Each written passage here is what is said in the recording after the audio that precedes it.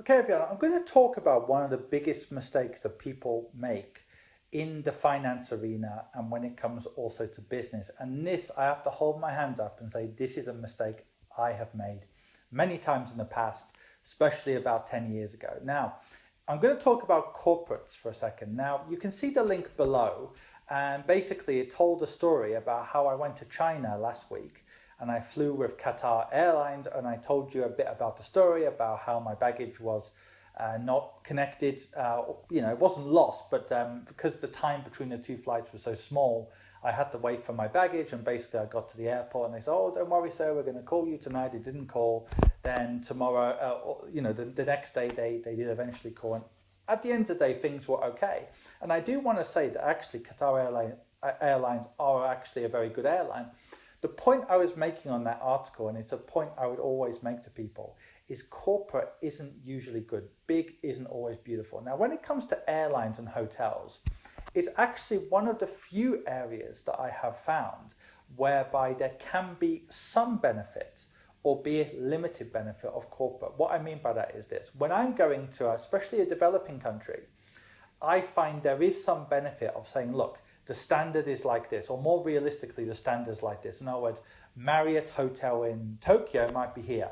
Marriott Hotel in some developing countries in terms of the service might be here. But also though, the price is lower and you have got certain standardized complaints procedures. But usually I don't need to actually go through that complaint. And you can say the same for all kinds of hotels like Holiday Inn, which is 3-star or 4-star, whatever. I can see some benefit in some situations to corporate. Likewise, when it comes to airlines, airlines is not the kind of thing where you get that much of a benefit from a boutique. It's not something like, even like a hotel. I've had some great experiences in boutique hotels, but airlines, because it's so regulated, to be honest with you, even the smaller airlines have quite a corporate situation in terms of they have standardized procedures, standardized baggage and whatever. But the concerning thing is I think there was a brief period after the financial crisis where people were very, very skeptical about big banks, big corporates and whatever. Unfortunately, it has carried on like that a little bit over the years. However, I have noticed that people, especially in some developing countries who are living in low trust societies, but it also exists for other people. Some people still have a lot of trust in big brands. And because of that, big brands can get away with often charging more, not giving you a good service.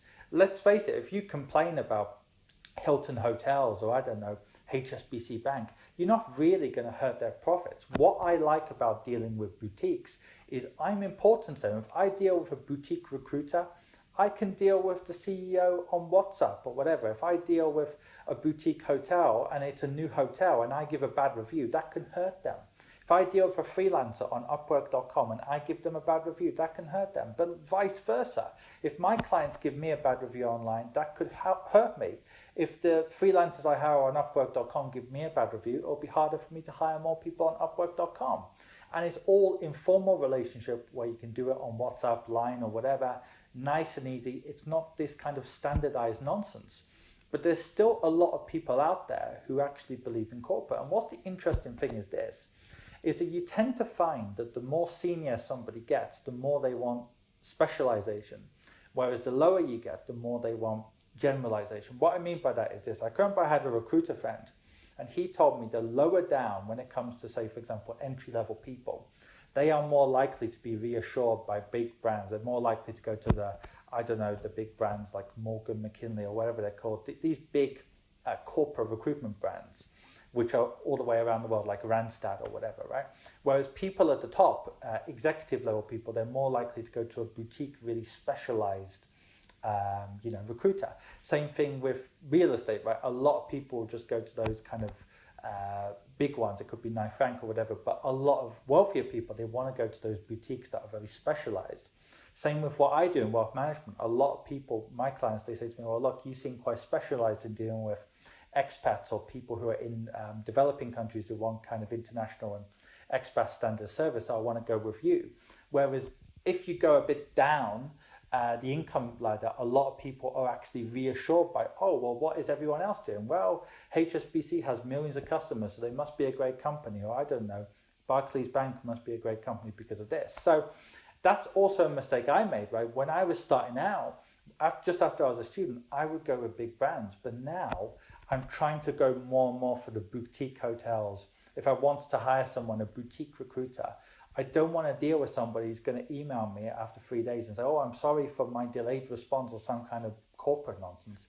I want to deal with a human being who's on, on the tip of my iPhone or phone or whatever, on WhatsApp, online.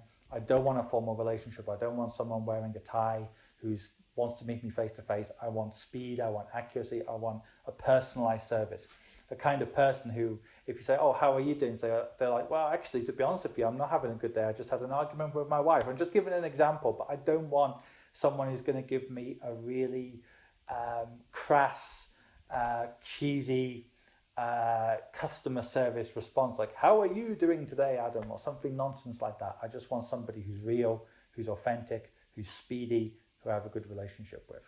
Okay, everyone, have a good day.